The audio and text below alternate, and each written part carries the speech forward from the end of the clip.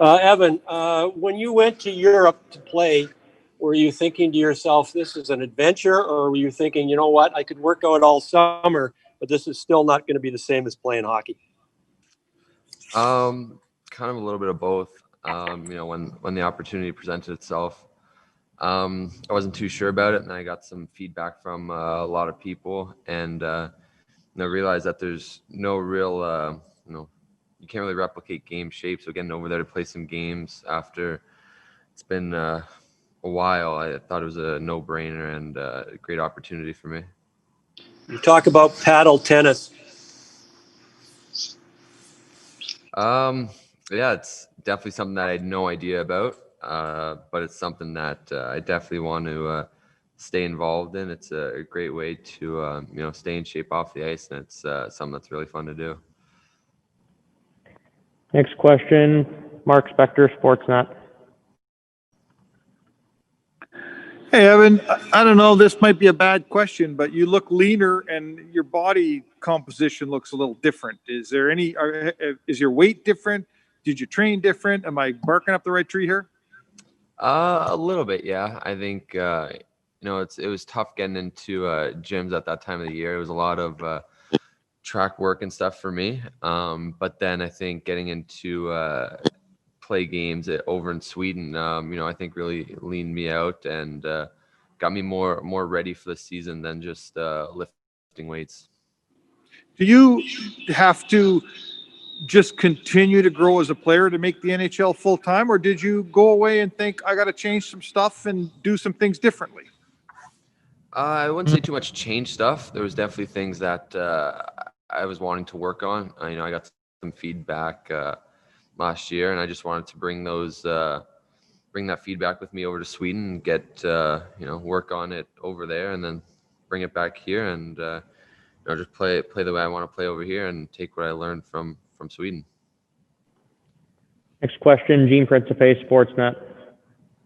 Hey, Evan, it's Gene. I just wanted to ask you real quick, can you kind of compare maybe your comfort level and your confidence level at this camp here in January compared to maybe when the return to play happened and you were at camp with Edmonton in July? Yeah, there's a lot more confidence now. You get that extra time to really get to know yourself on the ice, and going over there, in Sweden, it really gives you a different perspective on the way you play the game, and so I think that helped me. But I think it's a lot more confidence for me, and I think that's a big part of the game. You always want to come into camps like this with confidence, no matter what time of the year it is. Next question, Jim Matheson, Post Media. Evan, can you talk about Michael Samuelsson and what you learned from him? He played for the Red Wings, of course, and he was a longtime NHL player. What did you learn from him? I learned a lot from him. Work ethic and everything. He doesn't like to lose, and I think that really stuck with me. And I think it makes you want to win that much more.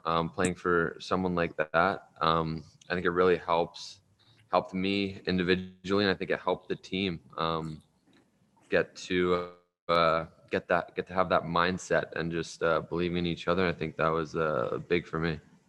One other question. Playing in Europe, they always say it's a bigger ice surface, and it's especially so for a defenseman, where the players in the National Hockey League, there's more work around the net and in the corners and stuff. Could you take some of the stuff from Europe and come back to the smaller rink in the NHL and say you've improved there? Yeah, there's lots of things that you can work on. I think you hit it spot on. The NHL is more of battling and stuff like that, but there is things that you can work on, like gap control and closing on the D zone quicker. If you can do that on bigger ice, it's going to make it that much easier on the smaller ice. So I'm really trying to take that back with me when I camp here in the NHL. Next question, Jack Michael, 630 Chad. Evan, in terms of your splits, it kind of looks like around Christmas time you sort of took off. And I'm wondering whether you can recall a tipping point or a sequence of games or shifts where you started to really settle in and kind of build brick by brick to the point you're at right now.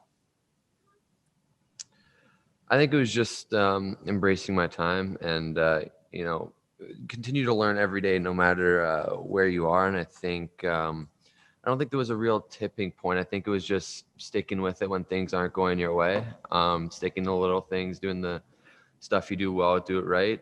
And then I think that leads to other stuff. And I think that's really what I've been doing.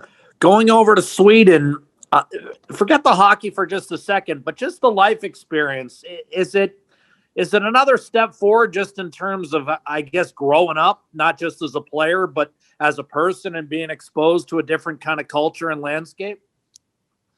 Yeah, definitely big time.